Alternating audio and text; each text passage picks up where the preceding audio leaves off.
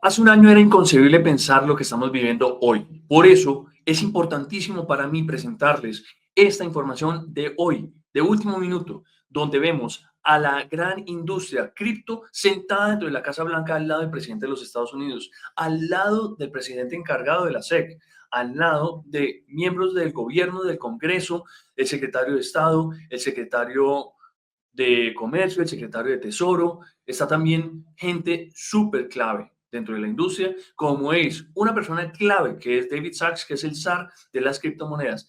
¿Qué tiene todo esto? Vamos a ver para dónde va Estados Unidos con el desarrollo blockchain, que me parece que lo está acercando a ellos, lo están abrazando, lo están haciendo parte de la industria y están tomando las riendas para quedarse con este nueva innovación que está evolucionando y está ayudándole la vida a todos. ¿Para dónde puede ir el precio del cripto? ¿Para dónde puede ir el precio de XRP, de Bitcoin? Van a ser diferentes movimientos, diferentes sentimientos alrededor del mercado, pero es importante oír solamente al presidente de Estados Unidos hablar de Bitcoin. Eso en el gobierno anterior no se oía. Se oía a Gary Gensler atacar a las criptomonedas, se oía a toda la industria diciendo que esto era un fraude, que es una estafa. Hoy en día estamos hablando de Bitcoin al lado de XRP, sentado también la gente de HBAR, también sentado la gente de Coinbase, sentados los de Gemini, hablando bellezas de lo que puede pasar dentro de Estados Unidos y la ventaja que tienen que tomar frente a otros países. Esto es un momento decisivo para las criptomonedas, decisivo para el blockchain. Estados Unidos toma de la delantera y otros países vendrán. Texas, lo vimos ayer tomando la decisión de hacer su reserva estratégica de Bitcoin. Hoy se define ya claro el camino que va a tomar Estados Unidos con respecto a la reserva estratégica de Bitcoin y a una reserva de criptomonedas adicionales creadas en los Estados Unidos, donde está ADA, donde está XRP y donde está Solana. Espero que esa información les sirva. Oigan todo lo que dijeron a la salida del Crypto Summit en Estados Unidos, en la Casa Blanca de los Estados Unidos, en Washington. Sí, señores. Acá se los dejo. Espero que les sirva, que les guste y nos vemos en la próxima. Cuéntenme a ver qué debo opinar. Very much. Commerce Secretary Howard Lutnick, wherever you may be, Howard. Hi, Howard. He's doing some interesting work right now with all that's going on. He's right in the middle of it and doing a great job. Thank you. SBA Administrator Kelly Loeffler. And thank you.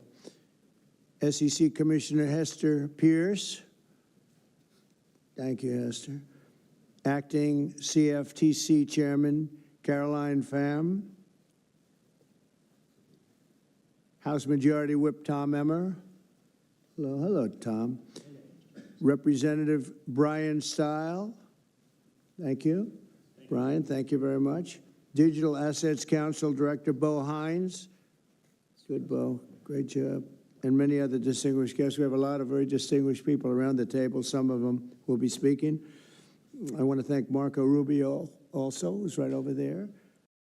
And we have tremendous people very interested in this subject. And last year, I promised to make America the Bitcoin superpower of the world and the crypto capital of the planet. And we're taking historic action to deliver on that promise, as you know, around the table. Yesterday, I signed an executive order officially creating our strategic Bitcoin reserve. And this will be a virtual Fort Knox for digital gold to be housed within the United States Treasury. That's a big thing, Scott.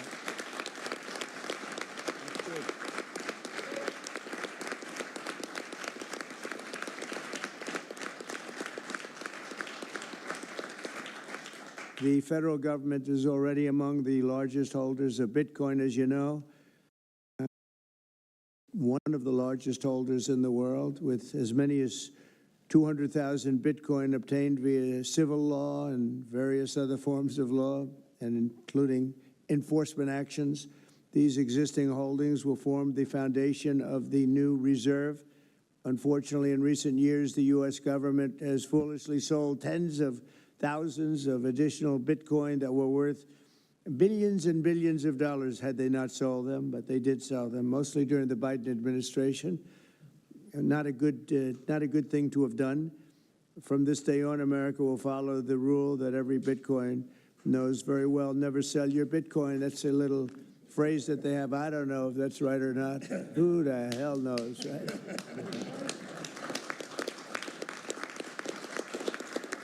Who knows? Who knows? But so far, it's been right. And well, let's keep it that way. The Treasury and Commerce Departments will also explore new pathways to accumulate additional Bitcoin holdings for the reserve, provided it's done at no cost to the taxpayers. We don't want any cost to the taxpayers. In addition, my order directs federal agencies to conduct an inventory of all crypto assets currently held by the U.S. government and determine how they can be transferred easily to the Treasury. Non-Bitcoin digital assets will be held in a new U.S. digital asset stockpile where they will be managed properly. My administration also is working to end the federal bureaucracy's war on crypto, which was really going on pretty wildly during Biden until the election came about. About 5 months before the election, he became a big fan because he heard how many people were in favor of it and how many people love it and respect it. But I guess it didn't work out too well for him. People understood what was going on and paved the way for groundbreaking innovations in institutional finance. Under the Bitcoin administration, regulators strong-armed banks. I mean, they really did. They strong-armed banks into closing the accounts of crypto businesses and entrepreneurs, effectively blocking some money transfers to and from exchanges, and they weaponized government against the entire industry. But I know that feeling maybe better than you do. All of that will soon be over, and we are ending Operation Choke Point 2.0.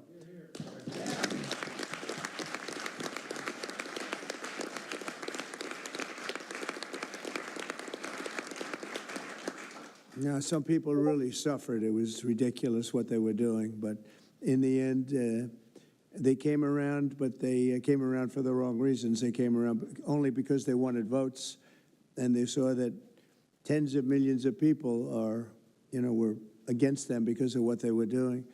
I also want to express my strong support for the efforts of lawmakers in Congress as they work on bills to provide regulatory certainty for dollar-backed stablecoins and the digital assets market. They're working very hard on that. This is a tremendous opportunity for economic growth and innovation in our financial sector, and will really go a long way. I think it's going to be a tremendous, we feel like pioneers in a way, of tremendous method of growth. And things are very much tied, and we want to keep it that way, the U.S. dollar, long into the future. We're going to keep it that way. I hope lawmakers will send that legislation to my desk before August recess if they can. And they're very much working with you, and you know a lot of them, and a lot of them were committed right from the very beginning. So I just want to congratulate you all for being at the White House today, and a man who knows more about Bitcoin and AI and just about everything else than anybody, David Saxton. I'd like to have you say a few words, David. Thank you, Mr. President. We're all here today because of your leadership, your vision, and your generosity, and I really want to thank you for that. We're also here because of your desire to make America great and to introduce a golden age in America, including for digital assets. And we're here because of your love of innovators, or as you might say, high IQ people. Yeah, we know you love high IQ people. And we have about 30 of them here in the room today. These are the top people in the digital asset industry. And one other thing that I think that you love is legal fairness. This is an industry that was subjected to prosecution and persecution for the last 4 years, horrible lawfare, and nobody knows what that feels like better than you do. So we really appreciate the fact that you understand legal fairness and that you're always willing to fight for the right thing, for legal fairness. You never back down. You stand defiant, even in the face of an assassin's bullet. It's an inspiration to everyone in this room, I think. So it's an honor. Thank you. Thank you. So I just want to say it's an honor to work for you. It's an honor to work for a president who works every day to get so much done on behalf of the American people. Your administration is moving at tech speed. It's really amazing. It's actually faster than any startup that I've been part of, is that your administration moves even faster. So I just want to say thank you for having me be a part of it. I've enjoyed every minute of it. I love working for you, and thank you again for this opportunity. Thank you, David, very much. Appreciate it.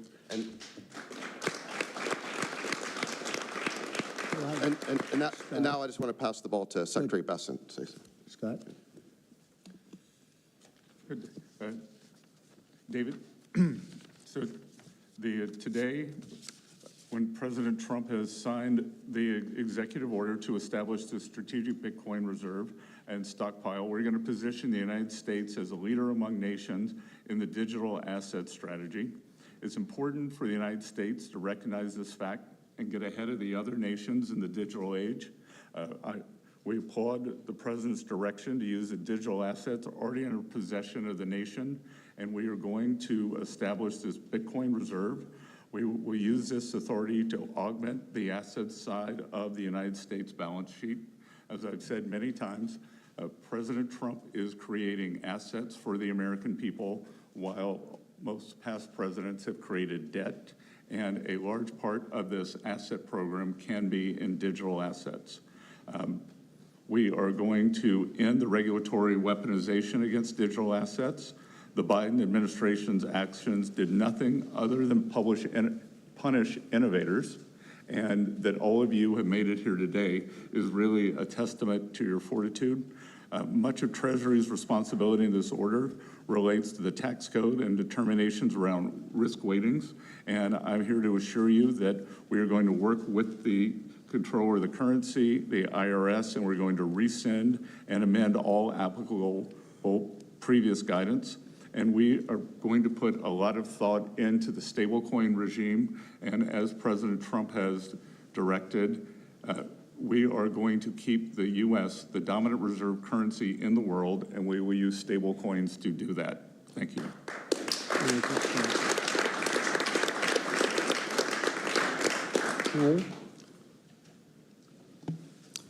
Technology is at the foundation of the Trump presidency. He understands technology, he embraces technology, and he's going to use technology to drive America forward.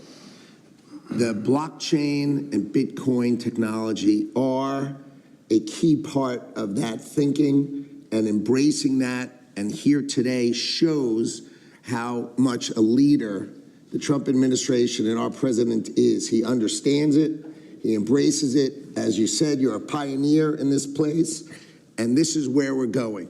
We're using the blockchain, we're using Bitcoin, we're going to use digital assets to pound forward, and Donald Trump is leading the way.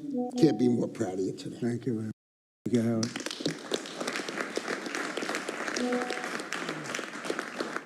Kelly, go ahead, please. Thank you, Mr. President. This is truly a historic day, and as a crypto founder, I couldn't be more proud to be part of your administration. You're moving at the speed of tech for sure, and I will just say it's a great day to have the war on not just crypto, but the war on innovation done. And under your administration, we are truly going to enter into the golden age. And I'll just say, as the administrator of the SBA, small business is a tremendous network that crypto can be deployed against, and so the SBA is open to crypto, so I look forward to working with all of the leaders in this room to advance your efforts here. Thank you. Thank you, Kelly. Thank you very much. Tom, please. Well, Mr. President, I want to say thank you. I want to thank you for the amazing team that you put together. I want to thank you for David. I mean, this kind of a meeting, no one in this room could have envisioned this just a couple years ago. You are the one that has the vision. You're the one that said, we are going to do 21st century finance right here in the United States of America. I've been doing this for 9 years. It is amazing how far we've come, and that's a credit to you, Mr. President, and your leadership, and God bless you for doing this with everything else you're doing. And by the way, Americans love it. They're going crazy. Thank you, sir. Thank you, Tom. Thank you very much. Thank you. Thank you very much. Everybody else? Go ahead, please. Does anyone want to say a couple of words? Cameron or Tyler, do you want to? You're very shy in front of the camera. Actually, Cameron, I think you said something earlier that I thought was really profound. You said that a year ago you thought it would be more likely that you'd end up in jail than at the White House. not to put you on the spot, because you didn't do anything wrong, but that was the environment a year ago. But do you guys want to say something, either one of you? Sure, that was actually Tyler who said that. but it's Sorry, I still get mixed up. But yeah, we never thought that we'd get attacked the way we did in our backyard after trying to do the right thing for so many years and always trying to raise the bar with respect to regulations. So it's truly wonderful to see how things have changed and how the pendulum has swung back in the way that it has. And we've always felt that the U.S. should lead in Bitcoin and crypto, and it's ours to sort of lead and win. And it's just wonderful what President Trump has been doing with this, and we look forward to working together.